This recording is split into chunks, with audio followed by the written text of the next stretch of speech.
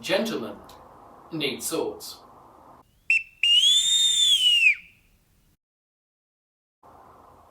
Officers bought their own swords, and they initially chose blades based on their own preferences, which changed over time with fashion. Drake used a fighting sword rather than the fancy rapier that a gentleman might wear to court. But by the time of Queen Anne, naval officers had turned to short curved blades known as hangers. When peace returned, gentlemen would settle their disputes with honourable or not so honourable duels, and they wanted to look good doing it. That meant they needed a small sword. And these started to appear at sea as well, in addition to the hangers. Then came the Revolutionary Wars, and the need for fighting swords returned, rather than the fashion swords. In 1786, officers of infantry regiments were told to wear a cut-and-thrust blade of 32 inches. Naval officers followed their lead, but there was still no official naval pattern of sabre until 1805. The pattern that they eventually settled on combined features from all of the different sabres in use in the army at the time.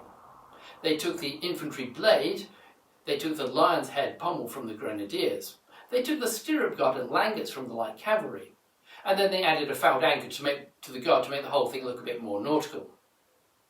Within the Navy, the different ranks had small differences between their swords, so the higher up you got, the fancier the sword that you got to wear.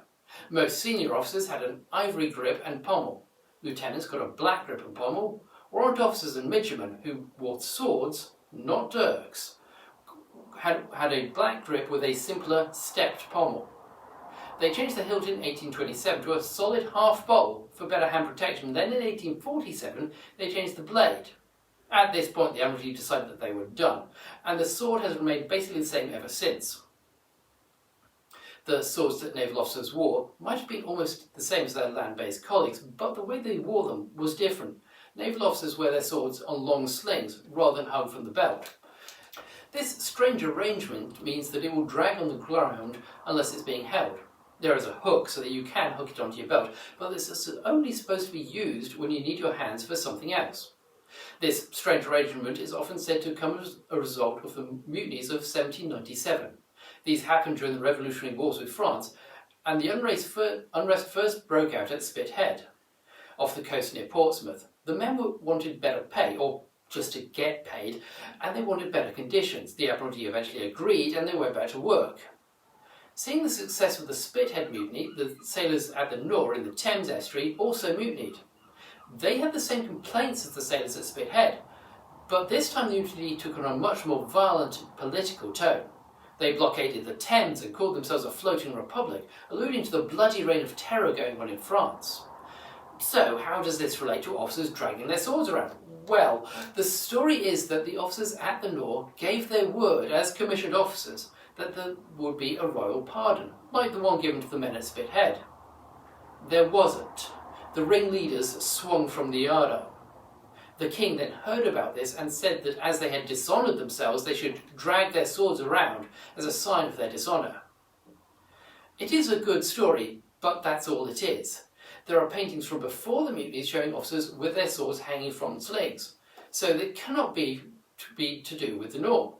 Not that this is likely. The king was no fan of mutinies, and he wanted their leader's body hung in a gibbet. But why do they carry their swords on slings?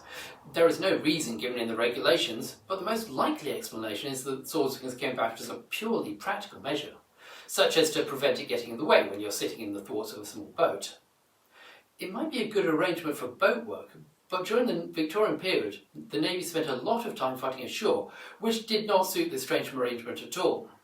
When Captain O.J. Jones went to India to fight during the Indian Mutiny, he was riding with the Lancer Regiment, and when he came down to reach for his sword, there was a problem. As he says in his book, Recollections of a Winter Campaign in India, I put my hand down to draw my sword, and for my surprise, I found the scabbard empty. In galloping, it had jumped out. These abominable sword slings, they might look so pretty and graceful, but they're no use in the field. As soon as one begins to gallop, the sword bangs around, sometimes turning right over and falling out, as mine did. This must have been a common problem, as by the 1870s, officers started to add a mechanism to their swords to lock it into the scabbard, like they would have had on their dirks as midshipmen.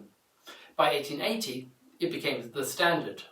A section of the hilt folds forwards and locks into a pin on the scabbard.